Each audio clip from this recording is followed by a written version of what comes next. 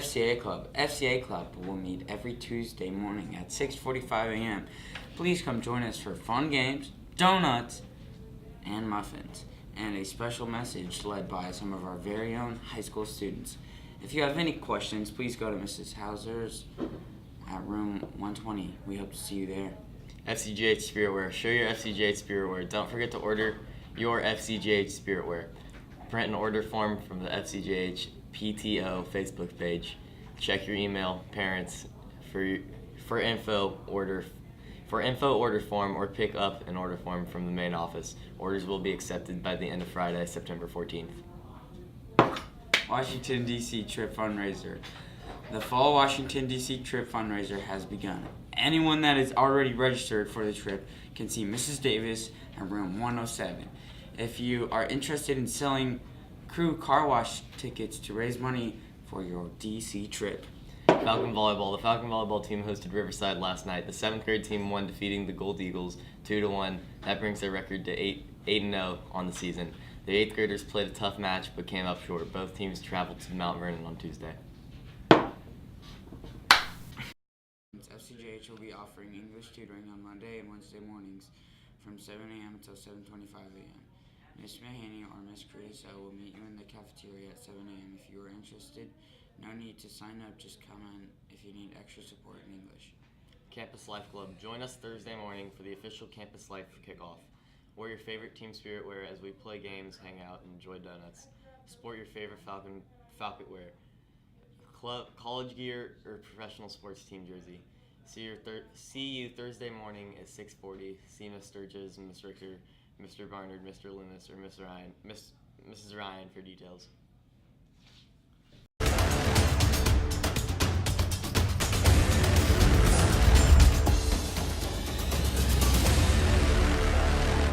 Walker! What? Oh, hey, what's up, Rylan? How's it going? I'm just chilling. What are you doing? You know, yeah, just chilling. I'm doing my thing, you know?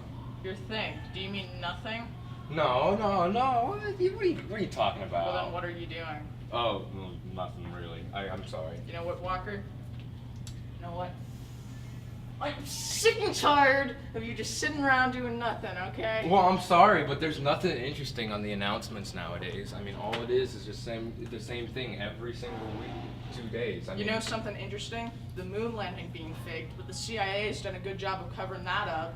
All right? Look, you gotta find something, okay? Find something, Buster, or I'm gonna serve your career on a platter. You see this? Oh, what? What are you doing? Not much.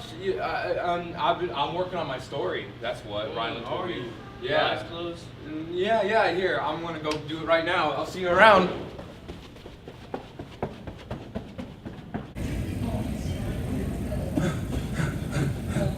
Oh man, I gotta find a story fast. Hey Simone, do you know if there's any juicy stories I could find? I mean, no, what juicy stuff, like juicy, actual juicy, like juicy. Yeah, very juicy. Where could I find them? Upstairs. There's some 7th graders. There's some 7th graders upstairs? Yeah. Okay, I'll try to find some. Alright, thanks so much, Simone. I gotta go. Hey, what's going on? Hey. What's your name? Caleb. Sir? Caleb, I'm Walker. Nice to meet you. I can tell you're really excited to be on the announcements. Yes. Yes? Oh, well, that's a good thing. Is there something you want to say to the announcements? Yeah, there's not enough 7th graders. We need more 7s. True. Hey, what's going on? What's your name? Delaney. Delaney. Hey, nice to meet you. Something you want to say to everyone at school?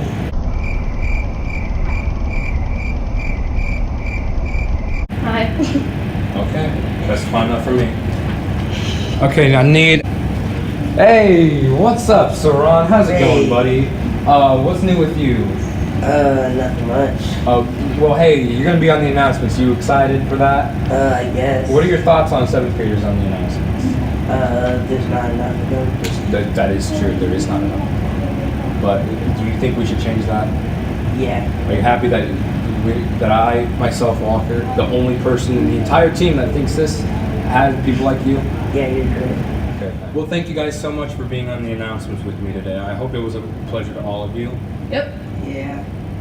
Well, I'm gonna promise that at least I, Walkie Wall, will cover more 7th graders from now on.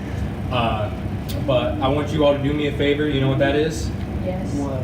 I want you all to stay awesome. Let's go. Yeah. Peace out. Now it's time for the ASMR section.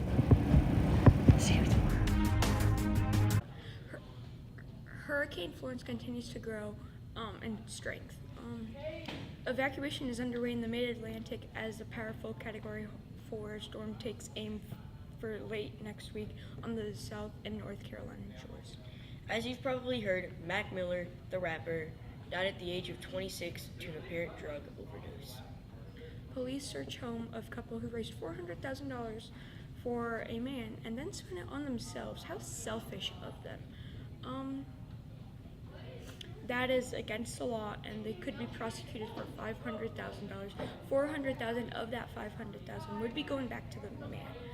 This has been 3 Things.